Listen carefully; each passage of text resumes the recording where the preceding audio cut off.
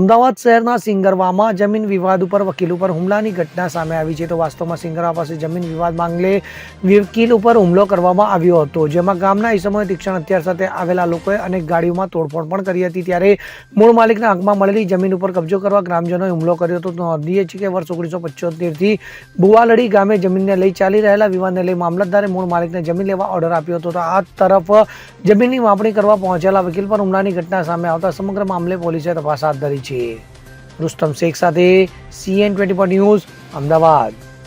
હવે જુઓ દેશ દુનિયાની તમામ ખબરો તમારી આંગળીના ટેરવે. ઉઠાવો મોબાઈલ અને Google Play Store પરથી ડાઉનલોડ કરો અમારી CN24 ન્યૂઝ મોબાઈલ એપ.